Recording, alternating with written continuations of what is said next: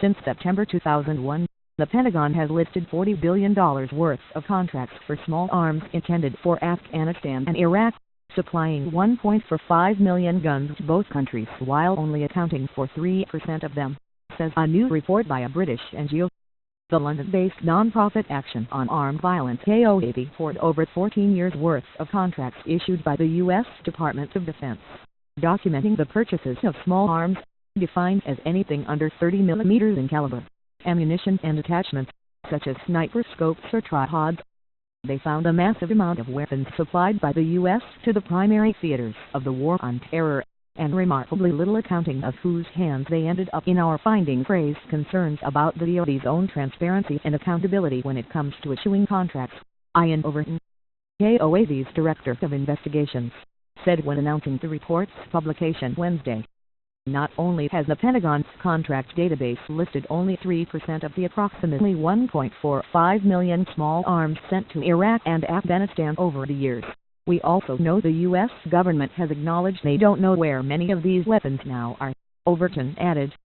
The team of AOAV researchers spent almost a year looking into every contract published by the Pentagon between September 11, 2001 and September 10, 2015, said the organization, whose mission is research and advocacy in order to reduce the incidence and impact of global armed violence.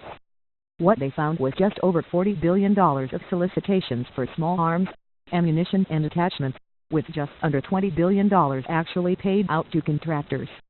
Of the 412 published contracts, 137, or 33%, contained errors and discrepancies. 10 companies accounted for 65% of the total published contract values, the researchers found.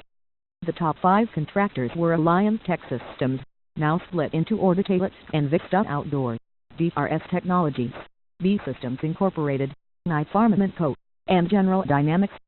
The largest single contract was for the modernization of Lake City Army Ammunition Plant in Independence, Missouri, worth up to $8.48 billion.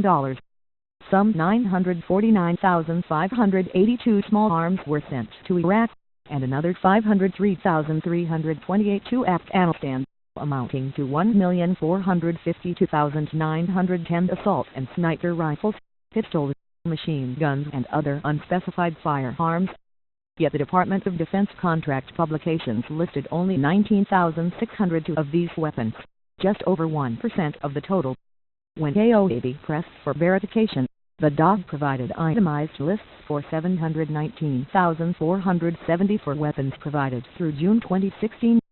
The numbers tell the story of two wars that did not go as pitched, veteran military correspondent C.J. Chivers wrote in the New York Times Magazine, commenting on AOAV's findings. The retired Marine and author of The Gun also filled in a piece of the puzzle the researchers missed by not counting the grenade launchers and anti-tank weapons provided by the Pentagon. The data offer no insight into a startlingly risky aspect of the Pentagon's arming of local forces with infantry arms, the wide distribution of anti-armor weapons, including RPG-7s, Chivers wrote.